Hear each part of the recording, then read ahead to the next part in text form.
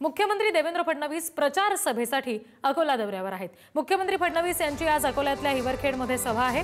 हिवरखेड, अकोट आणि तेल्हारा या तिन्ही नगर परिषदांच्या उमेदवारांच्या प्रचारासाठी त्यांची ही सभा आहे।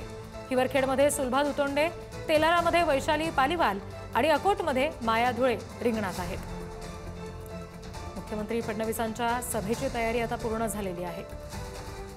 राज्याचे मुख्यमंत्री देवेंद्र फडणवीस हे नगर परिषदांच्या निवडणुकीच्या प्रचारात उतरल्यानंतर अकोला जिल्ह्यातील हिवरखेडमध्ये देवेंद्र फडणवीस यांची सभा होणार आहे आणि सभेची जी जय्यत तयारी आहे ती भाजपकडून करण्यात येत आहे। आपण पाहू शकता मोठ्या प्रमाणात इथं खुर्च्यांचा व्यवस्था करण्यात आली आहे आणि मोठ्या प्रमाणात मंडप देखील टाकण्यात आलेला आहे आणि एकंदरीतच पाहता राजकीय जे गणित आहेत इथली त्या दरम्यान मुख्यमंत्री नेमके या हिवरखेडमध्ये काय बोलणार हे पाहणं महत्वाचं ठरणार आहे। कारण भाजपची प्रतिष्ठा जी आहे या निवडणुकीमध्ये मोठ्या प्रमाणात पणाला लागलेली आहे। दरम्यान जी सभेची तयारी करण्यात येत आहे, काही भाजपचे कार्यकर्ते पदाधिकारी आपल्या सोबत आहेत, त्यांना विचारूया नेमकी सभेची कशा पद्धतीने तयारी आहे। दादा मला सांगाल, मुख्यमंत्र्यांची सभा आहे, कशी तयारी आहे, किती लोक येऊ शकतात? महाराष्ट्रातील नगर परिषदच्या ज्या निवडणुका होत आहेत त्यासाठी या प्रचाराचं नारळ मुख्यमंत्री साहेबांच्या हस्ते हिवरखेडमध्ये होत आहे।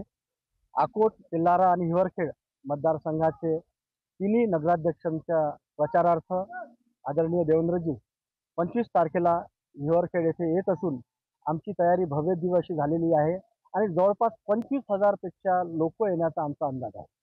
25,000 पेक्षा लोक जास्त येणार आहेत, तशी व्यवस्था जी आहे ती करण्यात आली आहे का? पूर्ण प्रमाणात व्यवस्था करण्यात आली आहे।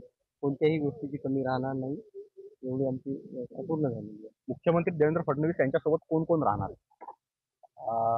देवेंद्रजी फडणवीस राज्याचे मुख्यमंत्री यांच्यासोबत स्थानिक आमदार, त्यानंतर रणधीरजी सावरकर प्रदेशाचे सरचिटणीस आणि काही आमदार सुद्धा राहणार आहेत। त्यांच्यासोबत मिनिस्टरही येऊ शकतात, त्यांची आणखी माहिती आम्हाला यायची आहे, परंतु सभा ही भरगच्च होणार आहे।